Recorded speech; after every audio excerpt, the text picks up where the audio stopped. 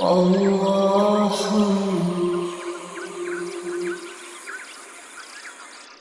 الرحمن الرحیم۔ عزیزان مان، آج نومبر 1981 کی 27 تاریخ ہے اور درس قرآن کریم کا آغاز سورہ الاحقاف کی آیت 10 سے ہو رہا ہے، 46/10۔ آج کے اس اجتماع میں آپ کو کچھ اجنبی سے چہرے نظر آ رہے ہوں گے۔ یہاں بزمہائے طلوع اسلام کے نمائندگان کا ایک اجتماع کل برپا ہوا۔ ملک کے دور و دراز گوشوں کے نمائندے اس میں جمع ہوئے۔ ان میں سے اکثر و بیشتر آج کے اس درس میں شریک ہیں۔ ان کی شرکت ہمارے لیے موجب خیر و برکت ہے۔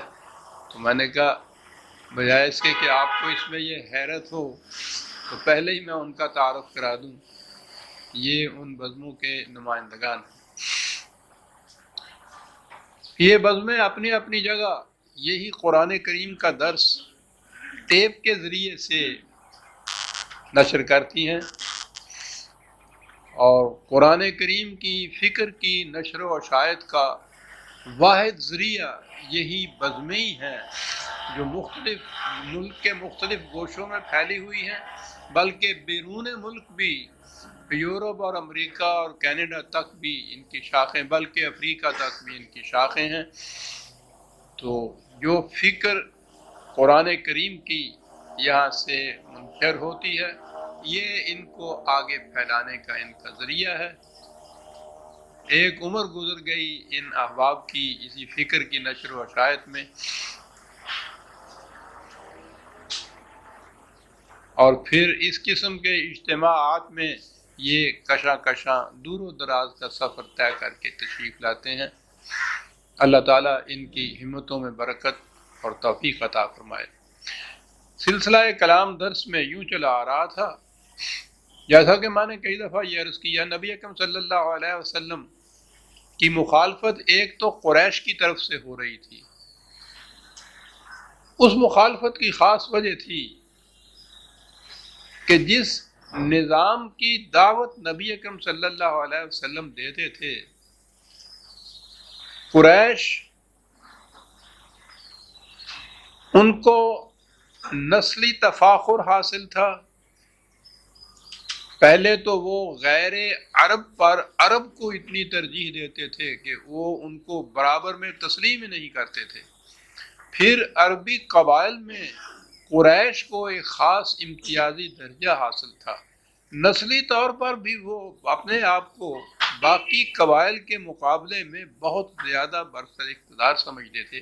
پھر کعبہ کے متولی ہونے کی جہت سے انہیں بڑا احترام حاصل تھا۔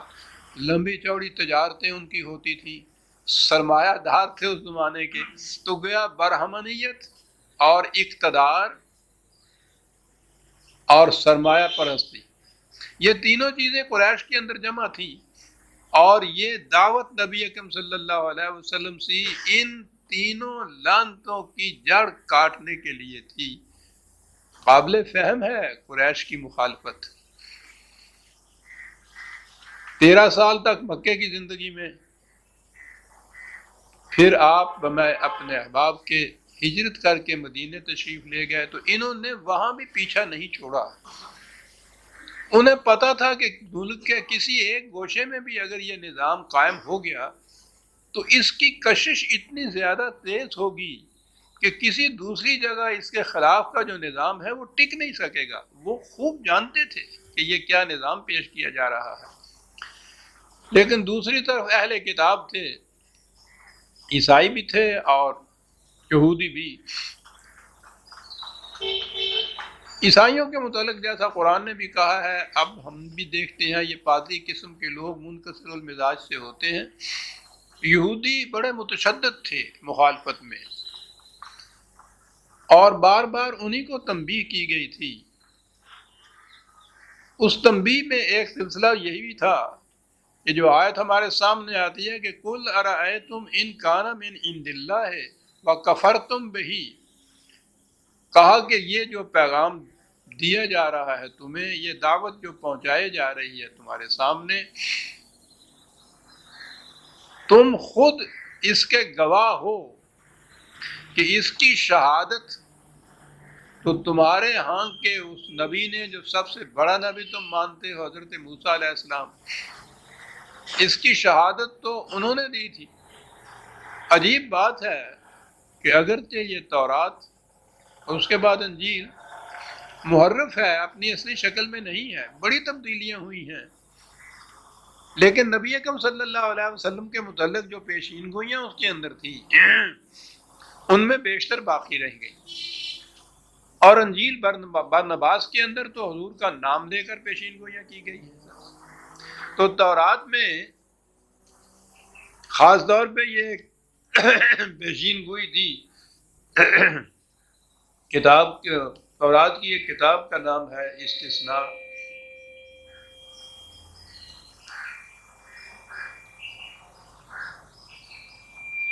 اس میں یہ چیز موجود ہے کہ میں ان کے لیے، حضرت موسیٰ علیہ السلام سے کہا جا رہا ہے کہ یہ جو تمہاری قوم بنی اسرائیل ہے، میں ان کے لیے ان کے بھائیوں میں سے تجھ سا ایک نبی برپا کروں گا۔ بنی اسرائیل کے بھائی بنی اسماعیل تھے، اور انہی سے ان کو زیادہ قد تھی، جنہوں شریکہ کہتے ہیں نا پنجابی جی، اے انہوں دا شریکہ سی نا۔ انہوں نے حضور کی نبوت کے دعوے کی مخالفت اس بنا پر کی تھی کہ یہ بنی اسماعیل میں کیوں رسول آ گیا۔ جی ہاں، تو کہا یہ تورات میں یہ موجود ہے، حضرت موسیٰ علیہ السلام کو مخاطب کر کے کہا گیا ہے کہ یہ تمہاری قوم ان کے بھائیوں میں سے تجھ جیسا ایک نبی میں برپا کروں گا۔ بڑی اہم شہادت ہے۔ اور قرآن کریم نے بھی حضرت نبی اکرم صلی اللہ علیہ وسلم کو مثیل حضرت موسیٰ علیہ السلام قرار دیا ہے۔ کما ارسلنا الی فرعون رسولا، سورہ مزمل میں یا مدثر میں ہے 73/51 اور 15، یعنی تمہاری طرف ہم نے ایک رسول بھیجا جس طرح سے کہ فرعون کی طرف ہم نے موسیٰ کو بھیجا تھا۔ تفصیل کا یہ موقع نہیں، ورنہ میں یہ بتاتا کہ یہ بڑی مماثلت میں بہت سی اقدار مشترک ہیں اس تحریک میں جو حضور نے پیش کی، اور وہ جو حضرت موسیٰ علیہ السلام نے اپنے ہاں انقلاب برپا کیا تھا، وہ بھی اصل میں وہی جو 3 بڑی بڑی علامتیں انسانیت کی ہیں، پیشوائیت، حامانیت میں، ملوکیت کا استبداد، ڈکٹیٹرشپ کا فرعونیت میں، اور سرمایہ داری کی لعنت۔ وہ سب سے بڑا سرمایہ دار تو وہاں حامان موجود تھا۔ تو یہ 3 تھی، وہی تینوں میں نے ابھی عرض کیا ہے کہ یہاں قریش کے ہاں یہ چیزیں موجود تھیں، اور پھر یہودیوں کے ہاں موجود تھیں۔ تو قرآن کریم نے نبی اکرم صلی اللہ علیہ وسلم کی دعوت کو مثیل موسیٰ قرار دیا ہے۔ بڑا عظیم انقلاب تھا جو انہوں نے برپا کیا تھا، اور پھر یہ تو عظیم تر تھا یہ انقلاب قیامت تک رہنے والا۔ تو کما ارسلنا الی فرعون رسولا، اسی قسم کا یہ ایک رسول تمہاری طرف بھیجا ہے جیسا فرعون کی طرف رسول بھیجا تھا۔ تو یہ جو شہادت ہے تورات کی، قرآن نے یہودیوں سے کہا ہے کہ وَشَهِدَ شَاهِدٌ مِّن بَنِي إِسْرَائِيلَ عَلَىٰ مِثْلِهِ، اس نے شہادت دی تھی اس آنے والے کی اور اس کو اپنا مثل قرار دیا تھا۔ تم اسی رسول کے پیراؤ ہو، اس تورات کو مانتے ہو، اس میں یہ چیز موجود ہے، اس سے پھر تم انکار کرتے ہو۔ فآمنا، وہ تو ایمان لے آیا تھا اپنے آنے والے کے اوپر۔ واستکبرتم، اور تمہاری کیفیت یہ ہے کہ اسے رسول بھی مان رہے ہو، اور جس کی اس نے شہادت دی اور جس کی رسالت پر اس نے اس زمانے میں گواہی دے کر وہ ایمان لایا تھا، اس کی مخالفت بھی تم کر رہے ہو۔ ان اللہ لا یہدی القوم الظالمین، جن لوگوں کا بھی شیوا ہو کہ جو چیز جہاں ہونی چاہیے وہاں نہ رکھا جائے اسے، ان کو صحیح راستے کی طرف رہنمائی نہیں مل سکتی۔ میں ابھی عرض کروں گا کہ صحیح مقام کیا تھا اس دعوت کا. وقال الذين كفروا للذين آمنوا لو كان خيرا ما سبقونا إليه. یہ بڑے لوگ جو ہیں ان کی ذہنیت یہ ہے. ان سے کہا کہ تم یہ دعوت جو علم و بصیرت کی بنیادوں کے اوپر یہ مبنی ہے، نوع انسانی کی منفعت اس کا مقصود ہے، تم اس کی مخالفت کرتے ہو اور دیکھتے ہو کہ یہ دوسرے لوگ جو ہیں وہ کس طرح سے آگے بڑھ چڑھ کر اس کا استقبال کرتے ہیں، اس دعوت کو قبول کر رہے ہیں. تو وہ جو ذہنیت ہوتی ہے نا، کہا کہ یہ لوگ جو ہیں یہ اگر وہ مان بھی لے ہیں تو کیا بات، اگر واقعی یہ بات صحیح ہوتی اور خیر اس میں ہوتا اور ہم سمجھتے کہ یہ بلند نظریہ پیش کر دی، ہم سب سے پہلے اس کو قبول کرتے. یہ چیز کہ ہم نے اسے قبول نہیں کیا اس کی دلالت کرتی ہے، اس بات کی دلیل ہے کہ یہ سچ پر مبنی نہیں ہے. یعنی جسے ہم سچا کہیں وہ سچی بات، جس سے ہم انکار کریں وہ جھوٹی بات، خواہ ساری دنیا اسے کیوں نہ قبول کر لے. یعنی عقل و فکر ان کے ذہن میں یہ کہ دولت کے ساتھ اکٹھی ہو کے آتی، حالانکہ تجربہ اور مشاہدہ دنیا کا یہ ہے کہ فطرت ایسی زیادہ بخشائش والی واقعہ نہیں ہوئی ہے، وہ دونوں میں سے ایک ہی چیز دیتی ہے.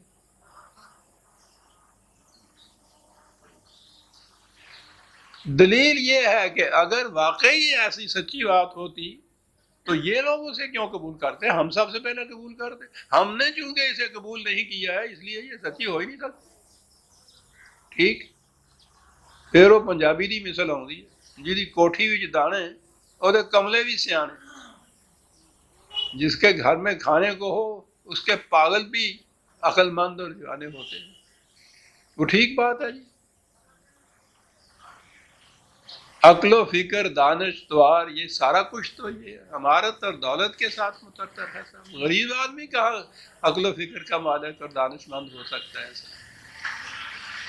کہا یہ ہے چیز ہم نے قبول نہیں کیا اس کو، یہ انہوں نے اگر قبول کر لیا تو یہ اس کی صداقت کی دلیل نہیں ہو سکتا. ہم قبول کرتے صداقت، اگر یہ سچا ہوتا تو ہم سب سے پہلے قبول کرتے. عزیزان من، بات تو یوں ہو رہی ہے جیسے 1400 سال پیشتر کی، بلکہ اس سے بھی بہت پہلے کی. اطلاق اس کا آپ دیکھیے کہ قیامت تک کے لیے ہوتا چلا جا رہا ہے. وہ انسانی ذہنیت کی بات کر رہا ہے، کسی خاص قوم کی بات نہیں کر رہا. وَإِذْ لَمْ يَهْتَدُوا بِهِ فَسَيَقُولُونَ هَذَا إِفْكٌ قَدِيمٌ. تو چونکہ خود نہیں قبول کیا ہے اس واسطے وہ اس کے متعلق کہتے ہیں کہ یہ کوئی سچائی نہیں ہے، وہی ایک جھوٹی باتیں، افسانے ہیں جو پہلے سے چلے آ رہے ہیں، وہی یہ پیش کر رہا ہے. وہ تو یہ کہہ رہے ہیں اس کے متعلق. اب قرآن کیا کہہ رہا ہے؟ قرآن کی دعوت کی ایک عجیب خصوصیت ہے عزیزان مان. دنیا کے کسی مذہب کو آپ لیجئے، وہ اپنے مذہب کے باہر نہ کہیں کسی دوسرے اہل مذہب کو سچا سمجھتے ہیں، نہ ان کے بانی کو وہ خدا کا رسول سمجھتے ہیں، نہ ان کی کتاب کے متعلق یہ کہتے ہیں کہ واقعہ خدا کی طرف سے ہوگی. کسی مذہب کو آپ لیجئے دنیا کے، وہ اپنے مذہب کے اندر محدود قرار دیں گے وحی اور رسالت کو، اس کے باہر کسی کو تسلیم ہی نہیں کریں گے. یہ ہندو مت، وہ تو بہرحال بھارت کے باہر کسی کو انسانی تسلیم نہیں کرتے تھے، راکشس کہتے تھے سب کو، کہ جائے کہ وہ باقی مذاہب والوں کے انبیاء کو اپنے رسول یا نبی تسلیم کریں. وہ تو اپنے ہاں کے جو انسان ہیں چوتھے درجے کے اوپر شودر، انہیں انسان تسلیم نہیں کرتے تھے. بدھ مت، جین مت، ٹاؤزم چائنا کا، ادھر آ جائیے سیمیٹک ریس کے اندر. یہودیوں کی کیفیت یہ کہ یہی نہیں کہ وہ انبیاء ہی اپنے ہاں بنی اسرائیل کی نسل میں محدود سمجھتے تھے. یہ نسلی مذہب ہے. بنی اسرائیل کے باہر کا کوئی شخص یہودی مذہب قبول نہیں کر سکتا، اس میں داخل ہی نہیں ہو سکتا. یہ تبلیغی مذہب ہی نہیں تھا، مذہب نسل میں محدود. تو جب اور جنت ان کے لیے مختص، غیر بنی اسرائیل جنت میں بھی نہیں جا سکتا، تو غیر بنی اسرائیل میں وہ رسول کیسے تسلیم کر لیں گے؟ غیر بنی اسرائیل تو ایک طرف حضرت عیسیٰ علیہ السلام تو بنی اسرائیلی تھے، انہی میں سے تھے۔ نہ صرف یہ کہ انہیں نبی نہیں تسلیم کیا، بلکہ دعویٰ کر رہے ہیں آج تک کہ انہوں نے ان کو لے کے پھانسی دے دیا اور صلیب پہ چڑھا دی، تو وہ اپنے سے باہر کسی کو نبی یا کسی کو رسول کیسے مان لیں گے؟ کسی مذہب کو کے متعلق یہ کیوں عقیدہ رکھیں گے کہ وہ خدا کی طرف سے تھا؟ عزیزان من، یہ کشاد قلب اور یہ نظر کی وسعت یہ قرآن نے ہی آ کے اپنی دعوت کے اندر پیش کی۔ کہا یہ کہ حضرت نوح سے لے کے آج تک دنیا کی ہر قوم کے اندر رسول آتا رہا ہے، ہر ملک کے اندر رسول آتا رہا ہے، ہر قوم کو خدا کی طرف سے وحی ملتی رہی ہے، اور یہ لازم قرار دے دیا نبی اکرم محمد رسول اللہ صلی اللہ علیہ وسلم پر ایمان لانے والوں کے لیے کہ ان سے پہلے تم تمام انبیاء کے اوپر ایمان لاؤ تو پھر یہ ایمان قابل تسلیم ہوگا۔ عزیزان من، دنیا کے تمام مذاہب کو چیلنج کر کے آپ بتائیے کہ لائیے تو اپنے ہاں سے اس قسم کی کشادہ نگہی کی کوئی مثال۔ کہا کہ بعض کا تو ہم نے نام لے دیا ہے اس میں، اور باقی وہ ہیں کہ جن کا نام نہیں ہم نے لیا، لیکن ہم نے نام لیا ہو یا نہ نام لیا ہو، یہ تمہیں ماننا ہوگا کہ دنیا کی ہر قوم میں رسول آئے، دنیا کے ہر ملک میں رسول آئے، اور اس طرح سے ان پہ ایمان لانا ہے کہ لا نفرق بین احد من رسلہ، رسول ہونے کی حیثیت سے ہم ان میں کوئی فرق ہی نہیں کرتے۔ محمد رسول اللہ صلی اللہ علیہ وسلم، اور خواہ وہ ہندو مت بھی اپنے آپ میں کسی کو اگر اپنا کوئی، وہ تو آپ مذہب کا صرف بانی مانتے ہیں نا، ان کے یہاں تصور ہی نہیں ہے نبی یا رسالت کا، یا اوتار مانتے ہیں، لیکن کوئی بھی ہو، لا نفرق بین احد من رسلہ، ہم تفریق نہیں کرتے رسالت کی حیثیت سے ان میں سے کسی میں بھی۔ محمد صلی اللہ علیہ وسلم کی رسالت پر ایمان لانے سے پیشتر ان سب کی رسالت پر ایمان لانا اور پھر اس میں تفریق نہ کرنا، یہ ہے دعوت قرآن کی۔ ہے دنیا کا کوئی مذہب جو اس دعوت کی اس کشادہ نگہی کو اس طرح سے پیش کرے؟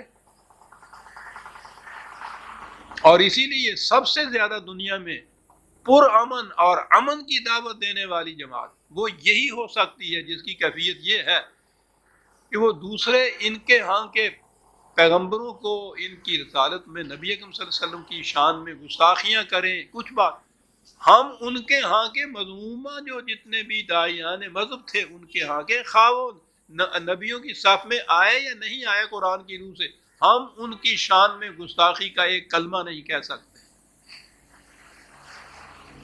کیونکہ ہم تو مکلف ہیں اس کے اوپر سب کچھ کہ نام لیا گیا یا نہیں لیا گیا، ہم تو مانیں گے کہ ہاں وہ خدا کے رسول ہو سکتے ہیں، اور ہمیں ماننا ہوگا کہ لا نفرق بین احد من رسلہ، ہم ان میں اور نبی اکرم صلی اللہ علیہ وسلم میں رسالت کی حیثیت سے کوئی فرق ہی نہیں رکھتے صاحب، تو ہم ان کی شان میں کوئی گستاخی کا کلمہ کہہ سکتے ہیں؟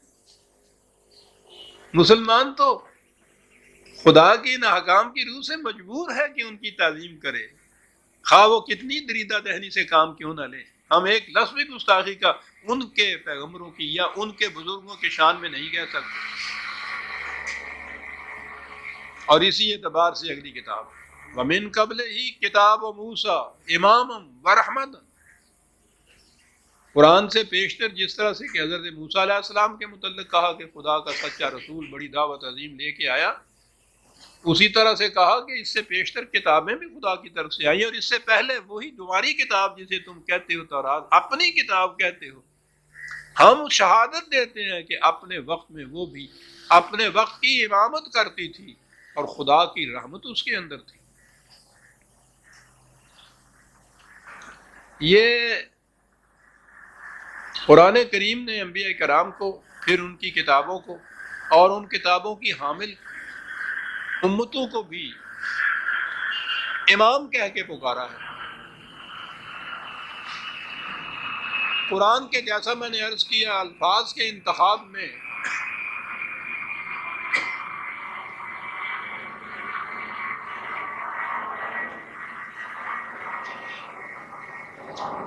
الفاظ کے انتخاب میں بھی اعجاز ہے. یہی لفظ جو ہے ان کو امام کہہ کے پکارا. زبان کے اعتبار سے دیکھیے، ایک تو یہ چیز کہ یہ نبی، اس کی دعوت اپنے معاشرے کی پیداوار نہیں ہوتی. اگر نبی وہ اسی معاشرے سے متاثر ہو، اس کی دعوت اسی معاشرے کے اعتقادات اور رسومات اور نظریات سے متاثر ہو، تو وہ تو کوئی حق کی دعوت ہی نہیں کہلا سکتی. وہ ان سے آگے ہوتا ہے، ان کی امامت کرتا ہے، اپنے دور سے پہلے پیدا ہوتا ہے. اس کے دور نے، اس کے زمانے نے، اس کے زمانے کی قوموں نے اس کی اقتدا کرنی ہوتی ہے، اس کے پیچھے چلنا ہوتا ہے. وہ ان سے آگے ہوتا ہے، ان میں کا نہیں ہوتا، ان سے آگے ہوتا ہے. اسی لیے وہ امام ہوتا ہے.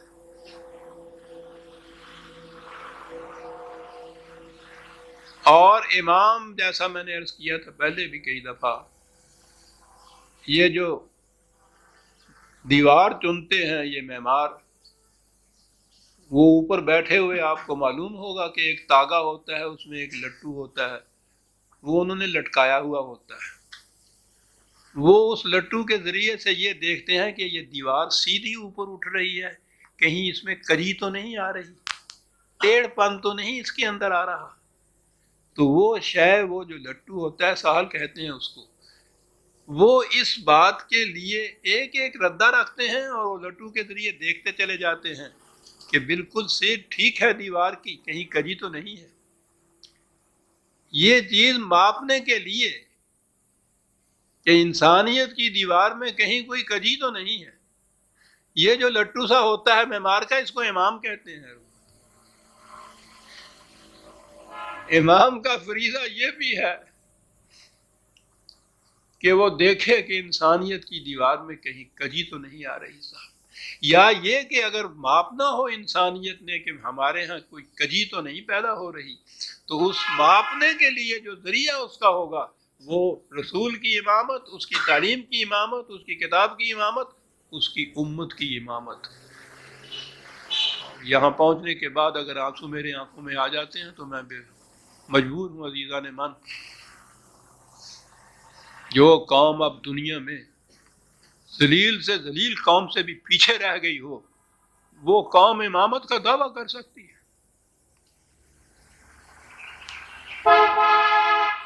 ہماری آنکھیں تو چکا چون کر دی ہیں اب دوسرے نظریات و تصورات میں. ہم تو ہر بات میں ان کی طرف نگاہ اٹھا کے دیکھتے ہیں. وارث کتاب بنایا تھا قیامت تک کے لیے اس امت کو قرآن نے، اس کو امام قرار دیا تھا انسانیت کے لیے کہ آگے آگے چلنا ہے اقوام عالم سے اس نے. اور اقوام عالم کے لیے آئیڈیل یا یہ معیار یہ پرکھنے کا کہ وہ صحیح راستے پہ جا رہے ہیں یا نہیں، وہ اس قوم کے نقوش قدم تھے. آج اس قوم کی جو حالت ہماری ہے ہمارے سامنے ہے. تو من قبل ہی کتاب و موسیٰ امام و رحمہ، یعنی یہ بھی جو میں نے عرض کیا ہے کہ کشادہ نگہی قرآن پیش کرتا ہے اپنے آپ کو، اور ان کی کتاب کے متعلق یہ گواہی دے رہا ہے کہ اپنے وقت میں وہ بھی امام تھی اور رحمت تھی. وَهَذَا كِتَابٌ مُصَدِّقٌ لِسَانًا عَرَبِيًّا، اور یہ کتاب، یہ ایک لفظ مصدق آتا ہے اور اس کا ترجمہ عام طور پہ ہمارے ہاں کر دیا جاتا ہے تصدیق کرنے والی. بہت بڑا اعتراض اس پہ پڑتا ہے کہ قرآن کریم یہ جو کتب سابقہ ہیں انہیں تو محرف قرار دیتا ہے، قدم قدم پہ یہ کہتا ہے کہ قرآن کے بھیجنے کی تو ضرورت ہی اس لیے پیش آئی کہ وہ کتابیں اپنی اصلی حالت میں رہی نہیں تھیں، انہوں نے اس میں تعریف کر دی، بدل کے رکھ دیا تھا انہیں. تو اب ایک طرف تو وہ ان کے محرف ہونے کے متعلق یہ کہتا ہے، اور دوسری طرف اگر یہ کہے کہ قرآن ان کی تصدیق کرتا ہے، تو یہ تو دونوں میں تضاد ہوا. تصدیق کے تو معنی ہوتا ہے کہ اس کو سچا بیان کر. میں اس کی تصدیق کرتا ہوں، یعنی جو وہ کہتا ہے میں بھی یہ کہتا ہوں کہ وہ سچ کہتا ہے، تو یہ تو دونوں باتوں میں تصدیق. یہ مصدق کا جو ترجمہ ہمارے ہاں ہوا نا، یہ اس کی وجہ سے. عربی زبان کی روح سے بھی یہ لفظ جس بات میں آیا ہے، ان کتابوں کے اندر خدا کے دعووں کے متعلق بہت کچھ لکھا تھا کہ خدا کی تعلیم کے مطابق چلنے سے یہ ہو جائے گا، ایسا نظام قائم ہو سکے گا، انسانیت کی یہ کیفیت ہو جائے گی، یہاں جنتی معاشرہ قائم ہو جائے گا. یہ ان کتابوں میں اب بھی موجود ہے یہ چیز، اور وہ لوگ اس انتظار میں تھے کہ اس کی روح سے ایسا ہو جائے.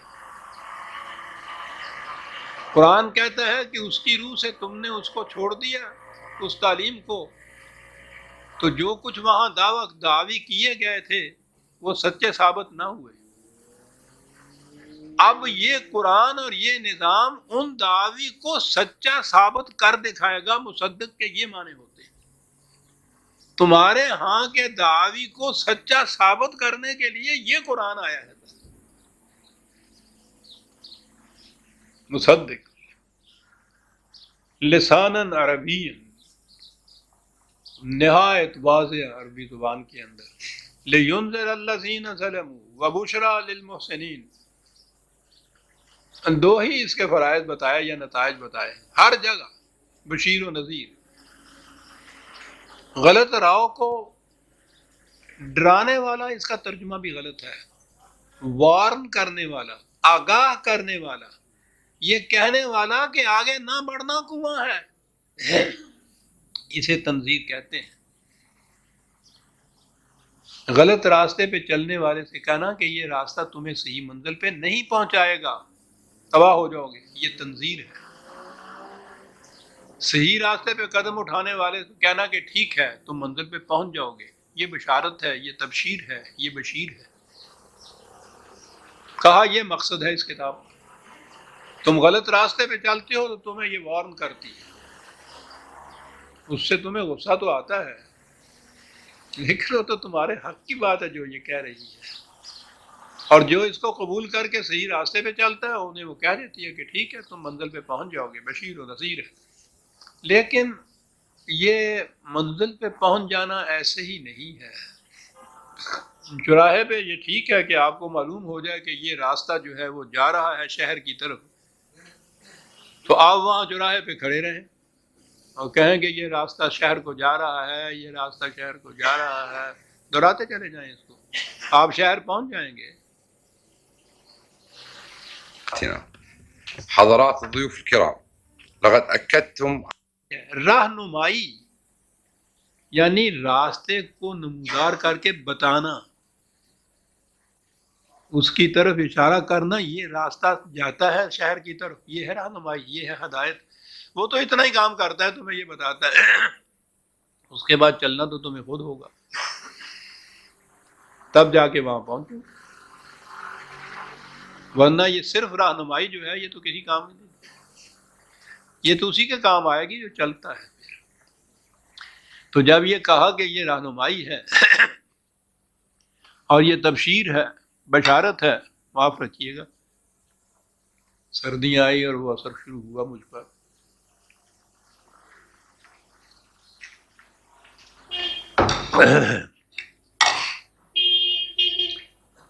رہنمائی کر دی، راستہ تو بتا دیا، لیکن اب راستے کی مشکلات اندازہ لگائیے.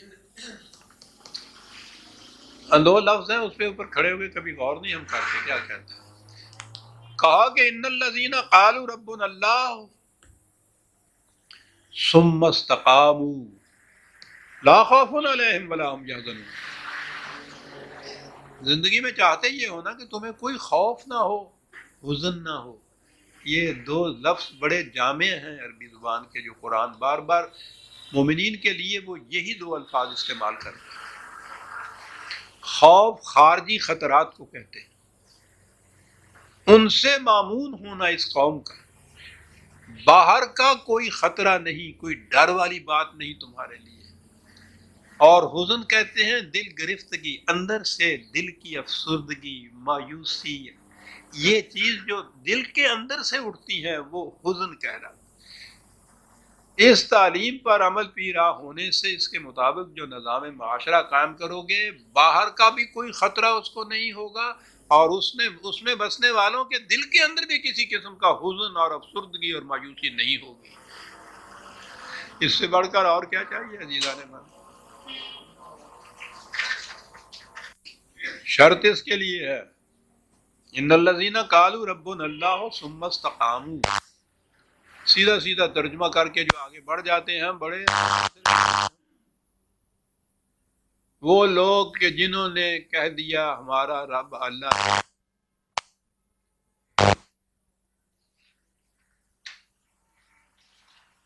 اور اس پر پھر استقامت سے جم کے کھڑے ہو گئے، ان کی یہ کیفیت ہوگی کہ ان کی زندگی جنت کی زندگی ہوگی اور خوف اور حزن نہیں ہوگا۔ شرط کیا تھی؟ قالوا ربنا اللہ، تو ٹھیک ہے، جو کہتے ہیں ہمارا رب اللہ ہے تو یہ تو آسان ترین بات ہے، ہمارا رب اللہ ہے۔ اس کے بعد ہے ثم استقاموا، اور پھر اس پر جم کر کھڑے ہو گئے، تو کوئی نظر آیا کہ یہ تو کوئی بڑی سخت ترین مشکل ترین مراحل کا نام ہے جہاں کہا گیا کہ پھر اس پر جم کے کھڑے ہو گئے، ورنہ اگر کہہ ہی دینا تھا ربنا اللہ تو اس میں کون سی ایسی مشکلات آ رہی تھیں، ایسی مصیبتیں آ رہی تھیں کہ جس کے لیے ضرورت کا پیش آئی یہ کہنے کی کہ پھر اس پر وہ جم کر کھڑے ہو گئے، استقامت سے اس کے اوپر کھڑے ہو گئے، پاؤں میں لغزش نہیں ان کے آئی۔ اس کے بعد تو گویا نظر آیا کہ یہ ربنا اللہ کہنے کے بعد پھر وہ مقامات آتے ہیں جہاں قدم قدم پر پلسرات ہوتی ہے، لغزشیں آتی ہیں، تصادمات ہوتے ہیں، تزاحمات ہوتے ہیں، ٹکراؤ ہوتا ہے، اور بڑا صبر آزما ٹکراؤ ہوتا ہے۔ کہا یہ کہنے کے بعد ثم استقاموا، استقامت شرط ہے، اور پھر نظر آیا کہ ربنا اللہ کہنا لفظ نہیں ہے کہ زبان سے کہہ دیا، زبان سے اگر آپ کہتے رہیں گے تو کون سا ٹکراؤ ہوگا، کون سی مشکلات آپ کے اوپر آ جائیں گی، کون سے تصادمات ہوں گے، کون مزاحم ہوگا، اس میں کہتے رہیے۔ 100 دانے کی تسبیح نہیں ہے، لاکھ دانے کی تسبیح بھی تو ہوتی ہے، پڑھتے رہیے ربنا اللہ ربنا اللہ ربنا اللہ۔ ارے کون ٹکراؤ تمہارے ساتھ کرتا ہے؟ تو استقامت کی ضرورت کیا پیش آتی ہے؟ استقامت کی ضرورت تو پیش آئے گی جہاں پھر کوئی لغزشوں والے مقامات آئیں گے، اس لیے استقامت کی ضرورت ہوگی۔ تو یہ نظر آیا کہ یہ قالوا ربنا اللہ کہنے کی بات نہیں ہے، زندگی کا ایک نہج ہے، یہ ایک دعوت ہے، یہ ایک دعویٰ ہے، یہ ایک نظام ہے جو قائم کیا جائے گا۔ کیا قائم کیا جائے گا نظام؟ کیا دعوت ہے؟ انسان کا سب سے بڑا مسئلہ عزیزان من روٹی کا مسئلہ ہے، رزق کا مسئلہ ہے، معاش کا مسئلہ ہے، تبھی زندگی کے اوپر دنیا کی بڑے بڑے صاحب اقتدار کرتے یہ ہیں، اقتدار کسی طرح سے اپنے ہاتھ میں لیتے ہیں اور اس کے بعد رزق کے سرچشمے جو ہیں ان پہ قبضہ کر لیتے ہیں۔ روٹی کے سرچشموں کے اوپر آپ نے قبضہ کیا، ہر شخص جھک گیا آپ کے سامنے۔ یہ ہندوستان میں تو ان لوگوں نے ان کے لیے اپنے مہاراجوں کے لیے، اور پھر مغلیہ بادشاہ بھی آئے تو انہوں نے بھی اپنے لیے ان داتا، یہ لقب ہوتا تھا بادشاہ کا یا راجا کا، ان داتا، اور ہر صاحب استبداد اور قوت جو ہے اس کی قوت اور استبداد کام نہیں دے سکتی جب تک کہ وہ رزق کو اپنے ہاتھ میں نہ لے۔ کیوں جھکے اس کے سامنے دوسرا؟ احتیاط جھکا دیتی ہے، بھوکا جھکتا ہے۔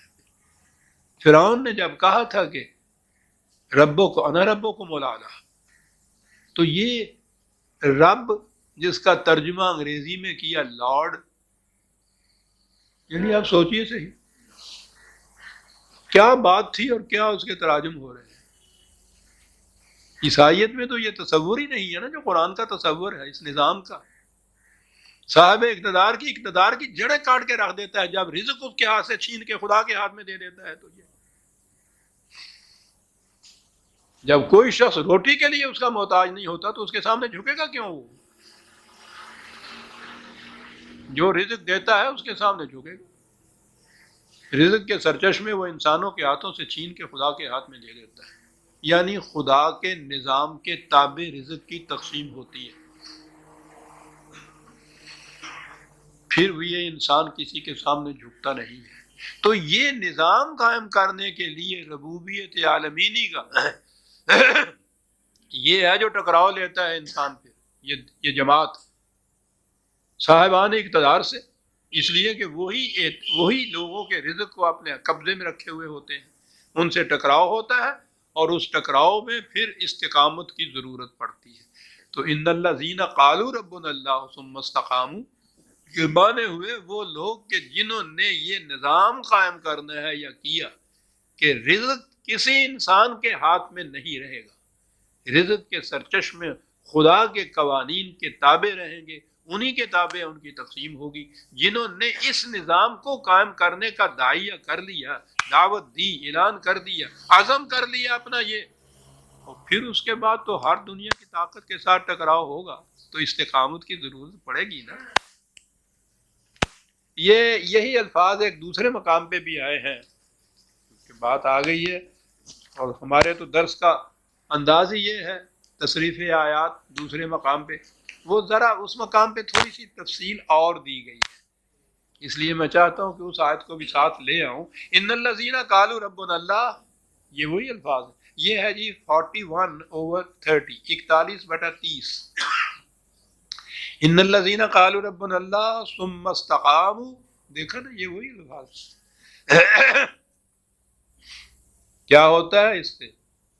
تتنزل علیہم الملائکۃ، ان پر فرشتے نازل ہونے شروع ہو جاتے ہیں. کیا بات ہے! کس عمل کے نتیجے میں؟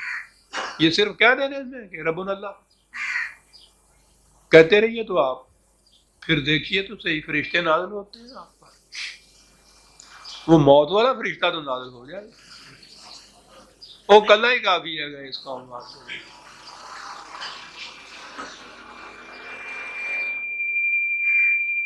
تتنزل علیہم الملائکۃ، کیا بات ہے! یہ مقام ہے مومن. لیکن وہ مومن ہے کہ جو رزق کے سرچشموں کو انسانوں کے ہاتھوں سے چھین کے خدا کے ہاتھ میں دیتا ہے، اس پر ملائکہ کا نزول ہوتا ہے. کیا کرتے ہیں ملائکہ آ کے اس کے لیے؟ یہ نہیں ہوتے کہ یہ بیٹھے رہتے ہیں اور ملائکہ تلواریں چلا کے دشمنوں کا قتل کرتے رہتے ہیں، بالکل نہیں. وہ کیا کہتے ہیں؟ اللہ تخافوا ولا تحزنوا. دیکھا وہی الفاظ، لا خوف علیہم ولا هم یحزنون وہاں تھا نا. ملائکہ آ کے یہ کیفیت پیدا کرتے ہیں ان کے اندر، ایک نفسیاتی تغیر پیدا کرتے ہیں جس سے ان کو یہ یقین ہوتا ہے کہ کوئی بیرونی خطرہ بھی نہیں ہے، کوئی اندرونی افسردگی بھی نہیں ہے، حزن نہیں ہے. اور عجیب بات ہے یہ الفاظ کی، پھر میں عرض کروں گا. عربوں کے ہاں حزن کے معنی یہ تھے دل گرفتگی، افسردگی، لیکن وہ استعمال کرتے تھے اس طرح سے کہ دن بار باہر مزدور گیا ہو مزدوری کرنے کے لیے، اسے معلوم ہو کہ گھر میں رات کے کھانے کے لیے بچوں کے پاس کچھ نہیں، مزدوری وہاں اسے ملے نہیں اور کوئی چیز کھانے کو ملے نہیں. وہ جس انداز سے آتا تھا نا واپس گھر میں، عرب اس کے لیے حزن کا لفظ استعمال کرتے تھے. وہی پھر ربوبیت کی بات آ جاتی ہے اس کے اندر، وہی رزق کا سوال آ جاتا ہے اندر. اور میں سمجھتا ہوں کہ حزن کی اس سے زیادہ بین اور تجوید دی نہیں جا سکتی. اس مزدور سے پوچھئے جو خالی ہاتھ گھر آ رہا ہو اور پتہ ہو کہ بچے اس کا انتظار کر رہے ہیں کہ ابو آئے گا اور کچھ کھانے کو لائے گا، اور اس کے پاس کھانے کے لیے کچھ نہ ہو. یہ ہے حزن جسے کہتے ہیں. ملائکہ ان کے ان سے کہتے ہیں اللہ تخافوا ولا تحزنوا وابشروا بالجنۃ التی کنتم توعدون. بشارت دیتے ہیں ان کو اس جنتی معاشرے کی کہ جس کا وعدہ تمہارے خدا نے تمہارے ساتھ کیا تھا. تم نے یہ کر کے دکھا دیا کہ رزق کے چشمے کسی انسان کے ہاتھ میں نہیں ہے، اور اس نے وہ جنت تمہیں عطا کر دی کہ جس کا تم سے وعدہ کیا گیا تھا۔ سنیے ملائکہ کیا کہتے ہیں، نحن اولیاؤکم فی الحیات الدنیا و فی الآخرہ، ہم ہیں تمہارے دوست، مددگار، ساتھی، تائید کرنے والے۔ کہاں؟ اس دنیا میں بھی، آخرت میں بھی۔ اس دنیا میں بھی انہوں نے کہا تھا نا کہ وہ لا تخافوا ولا تحزنوا، تو گویا اس دنیا میں بھی کیفیت یہ ہوگی نا اس قوم کی جو قالوا ربنا اللہ پر مستقیم مزاج رہے گی۔ اس دنیا میں بھی ملائکہ اس کے مددگار ہوں گے، دوست ہوں گے، رفیق ہوں گے، مؤید ہوں گے۔ اس دنیا میں یہ جنت ملے گی یہاں، وہ آخرت کا لفظ میں نے چھوڑ دیا ہے کہ وہ تو ایمان ہے ہمارا، جا کے دیکھیں گے یہاں کیا پتہ ہے ابھی اس کا۔ بات تو یہاں قرآن نے فی الحیات دنیا کے ہی ہے۔ دنیاوی زندگی میں یہ کیفیت ہوگی، خوف نہیں ہوگا، حزن نہیں ہوگا۔ یہ تو نیگیٹو چیز ہے، خوف نہیں ہے، حزن نہیں ہے، نہیں ہے، ٹھیک ہے۔ پازیٹیولی مثبت طور پر کیا ہوگا؟ کچھ ملے گا ابھی؟ کہا جی وہ معاشرہ، وہ جنت، اس میں ہوگا کہ عزیزان من غور طلب چیز ہے کہ اس سے آگے کچھ اور بھی انسان مانگ سکتا ہے۔ وَلَكُمْ فِيهَا مَا تَشْتَهِي أَنفُسُكُمْ وَلَكُمْ فِيهَا مَا تَدَّعُونَ، اس جنتی معاشرے کے اندر جو چاہو گے ہوگا، جو مانگو گے ملے گا۔ اللہ اکبر، جامعیت کا کمال ہے عزیزان من دو لفظوں کے اندر، جو چاہو گے ہوگا، جو مانگو گے ملے گا۔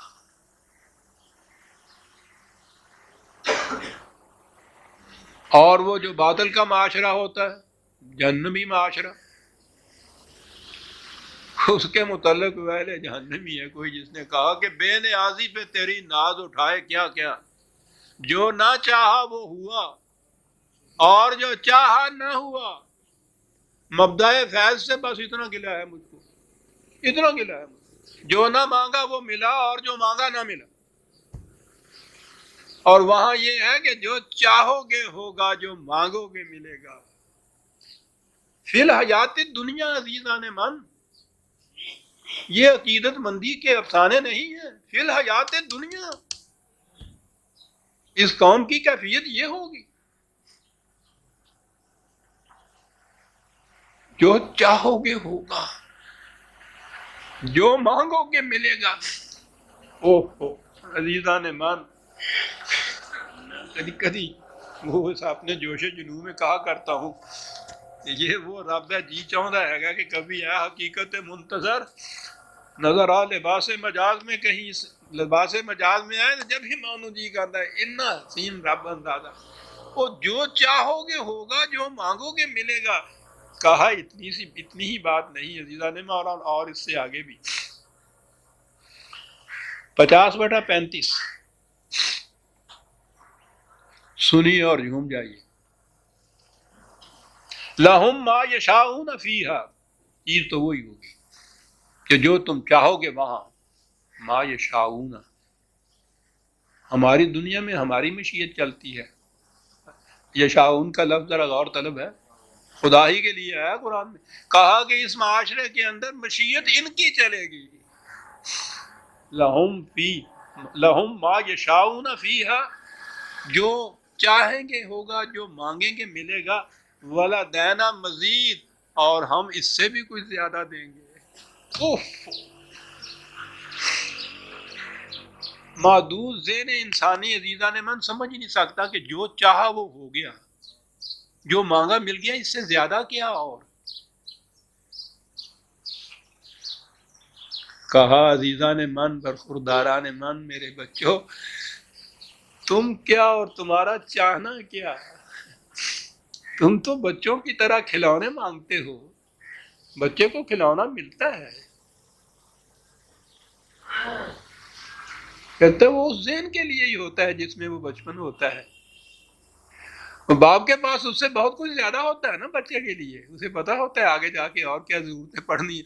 کہنے لگے تم جو چاہو گے، تم جو مانگو گے، اپنے محدود ذہن کے مطابق اسی سطح کے اوپر جہاں تم ہو وہاں تک مانگو گے، اور تمہاری زندگی نے تو اس سے بہت آگے جانا ہے ابھی۔ ہم یہ نہیں کہتے کہ بس وہی کا وہی معاملہ رہے گا، ہمارے سٹور میں تمہارے لیے ارتقائی منازل کے لیے بھی بہت کچھ رکھا ہوا ہے، وہ کچھ بھی دیں گے ورنہ مزید۔ سن من کیا کتاب ہے یہ، کیا خدا ہے!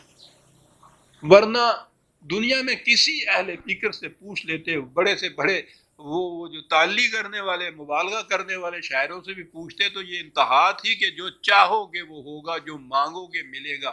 اگلی بات کے والا نہ مزید، اس سے زیادہ بھی ہمارے پاس رکھا ہے تمہارے لیے۔ تمہاری موجودہ مانگی کیا ہے؟ بچوں مٹی کے گھوڑے سے تم تو خوش ہو جاتے ہو،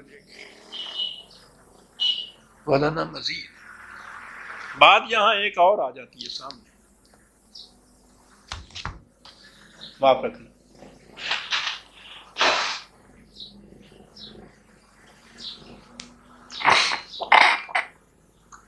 تو ایک صاحب نے بات یہ کہہ ہی دی تھی، فَلَكُمْ فِيهَا مَا تَشْتَهِي أَنفُسُكُمْ، جو تم چاہو گے اس میں وہ ہوگا۔ تو اس نے یہ کہا کہ صاحب اگر کوئی چیز ناجائز ہو وہ چاہے گا تو وہ بھی مل جائے گی اس کو، کیونکہ یہاں تو یہ انکنڈیشنل ہے، جو چاہو گے۔ تو انسان کے چاہنے کے اوپر تو پابندی یہاں نہیں ہے،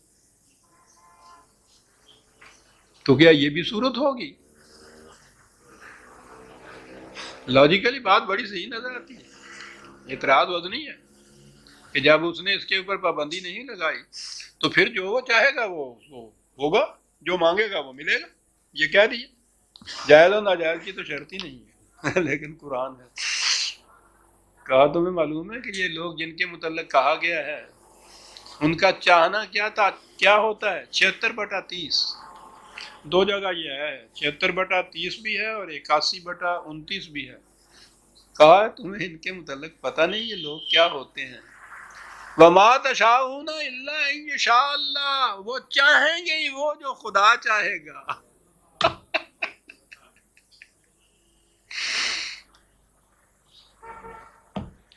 اللہ اکبر، اللہ، مقام مومن، یہ تغیر نفس، یعنی آپ دیکھتے ہیں کڑی سے کڑی کیسے ملتی چلی جا رہی ہے۔ وہ اعتراض جو اس نوجوان کے ذہن میں آیا ہے اس کو انٹیسپیٹ کیا گیا ہے۔ وہ تو مومن کا تصور ہی ایسا دیتا ہے، یعنی کتنی عجیب چیز ہے کہ یہاں یہ کہا کہ جو ما تشتہی انفسکم، جو چاہو گے وہ ہوگا، اور یہ چیز کہ اس چاہنے میں ایسی بات تو نہ ہوئی۔ کہا یہ کون لوگ ہیں جن کے متعلق کہہ رہے ہو؟ یہ تو وہ چیز ہے کہ وہ چاہیں گے ہی وہ جو ان کا خدا چاہتا ہے۔ ان کی مشیت، کہا نا ما یشاء، ان کی مشیت خدا بندی سے ہم آہنگ ہو گئی ہے۔ آپس میں ایک دوسرے کے ساتھ جو تعلق پیدا ہوتا ہے مشیتوں کے ہم آہنگ ہونے سے، وہ عجیب انداز میں قرآن اقبال نے کہا ہے، عبث ہے شکوہ تقدیر یزداں، تو خود تقدیر یزداں کیوں نہیں ہے؟ جس کی مشیت عبد مومن کی مشیت خداوندی سے ہم آہنگ ہو جائے وہ خود تقدیر یزداں ہو گیا۔ وہ چاہے گا ہی وہ جو خود مشیت خداوندی میں ہوگا۔ یہ تغیر پیدا کرتا ہے قرآن۔ کون سی چیز یہ پیدا کرتی ہے؟ ربنا اللہ، جو کہنے والے ہیں ثم استقاموا، ربنا اللہ، یہ کہنا اور ثم استقاموا، پھر اس میں جم کر کھڑے ہو جانا۔ ہم نے یہ کچھ کیا ہوا،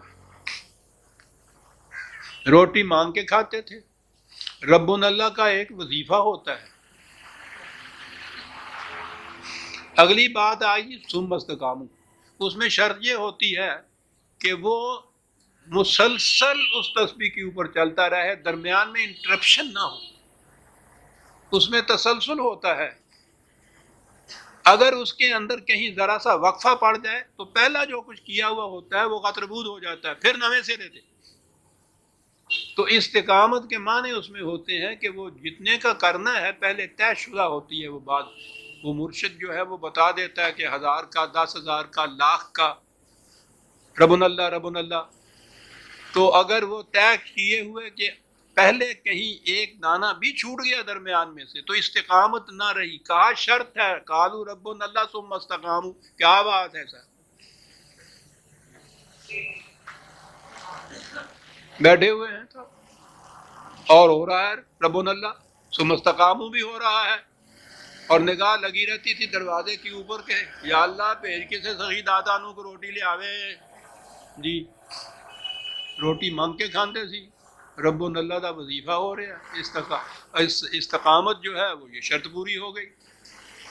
کیا کیا فریب نہیں دیے خدا کے نہیں. ان الذین قالوا ربنا اللہ ثم استقاموا فلا خوف علیہم ولا هم یحزنون. نہیں جی وہاں اور بھی ایک لفظ ہے، اسے بھی سنتے جائیے. میں نے کہا نا کہ بڑا پیارا لفظ ہے.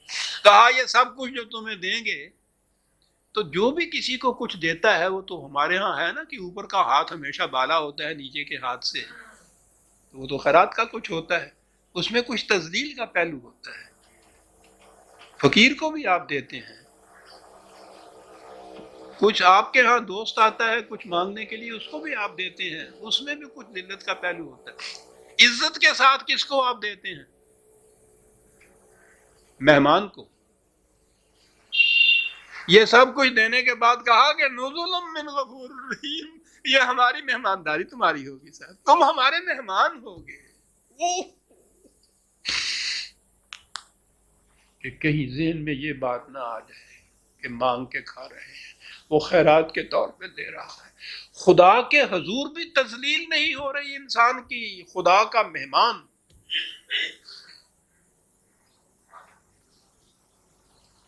نزل من غفور لا خوف علیہم ولا هم یحزنون اولئک اصحاب الجنۃ خالدین فیہا. یہ ہیں فی الحیات دنیا کو یاد رکھیے جو سامنے میں نے کہا تھا، یہ ہیں جنہیں اہل جنت اس دنیا میں بھی اہل جنت کہا جائے گا. ہم کیا سمجھ سکتے ہیں عزیزان من کہ کس کے متعلق بات ہو رہی. اہل جہنم جہاں جہاں کہا وہاں تو ہم خود سمجھ لیتے ہیں، وہ تو آپ بیتی ہے ہماری، ایک ایک سانس جہنم میں گزر رہا.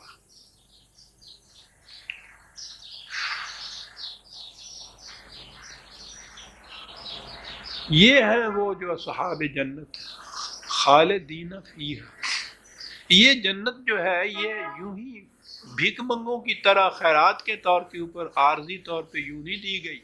خالدین فیہا، جب تک استقامت ہوگی رب اللہ کی یہ جنت چھینی نہیں جائے گی تم سے. دوامی پٹا لکھ کے دے دیا، شرط وہی ہے قالوا ربنا اللہ ثم استقاموا. اس میں استقامت میں فرق آیا، جنت چھنی، اور پھر چھنی اس طرح سے جیسا کہ ہمارے اس پہلے افسانے میں ہے کہ آدم کو دھکا دے کے جو وہاں سے نکالا ہے، پھر وہ دوبارہ بتھیرا ہی توبہ اللہ کیتا انہیں. کتنی ہی وہاں توبہ ہے، سب کچھ ہے، اس جنت میں دوبارہ نہیں اس کو بھیجا گیا. کہا اب اس راستے سے آنا ہوگا، رب اللہ ثم استقاموا کے راستے سے پھر آؤ گے. جب اس طرح سے آؤ گے تو پھر یہ نہیں چھینی جائے گی. کیا فرق ہے؟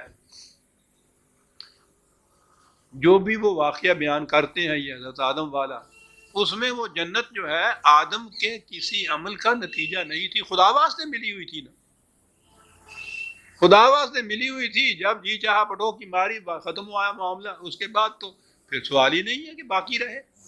یہ کیوں باقی رہی ہے؟ کیوں اس کے متعلق یہ ضمانت دی جا رہی ہے خالدین فیہا؟ عزیزان ایمان غور سے سنی، اس لیے کہ جزام بما کانوا یعملون، ہم نے خیرات نہیں دی تھی، انہوں نے تو محنت کر کے اس کو حاصل کیا تھا. نکال کون سکتا ہے؟ محنت کر کے اپنا مکان بنایا ہوا ہو، کرائے کے مکان میں نہ رہ رہے ہو، خدا واسطے کے مکان میں نہ رہ رہے ہو. عمل کی جزا جنت تیری پنہاں ہے تیرے خون جگر میں، یہ جنت کوئی نہیں چھین سکتا عزیزان۔ وہ فی سبیل اللہ ملی ہوئی جو جنت ہے نا، جس کے لیے ہم ہمیشہ ساری عمر منتظر رہتے ہیں کہ بخشیش میں ملے گی وہ بخشیش۔ تو آپ کو پتا نا کیا ہوتی ہے؟ تو اس جنت کے متعلق یہی ہے نا، یا اللہ بخش دے،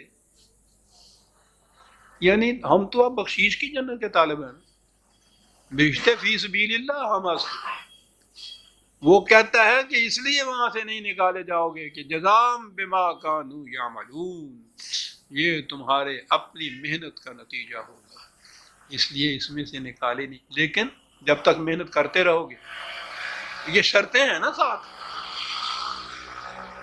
تمہاری طرف سے یہ کچھ ہوتا چلا جائے گا، ہم اپنے عہد کے اوپر پابند رہیں گے۔ بہت وعدہ کو پابند کرنے والے واقع ہوئے ہیں ہم، لا یخلف اللہ المیعاد، یہ کرتے جاؤ وہ ہوتا چلا جائے، جب وہ چھوڑ دو گے ہمارا وعدہ بھی ختم ہو جائے، پھر حاصل کرنا چاہو گے وہی پروگرام موجود ہے۔ ربنا اللہ ثم استقاموا۔ عزیزان ایمان، سورہ الکاف کی آیت 13 تک ہم آ گئے، 14ویں آیت سے آئندہ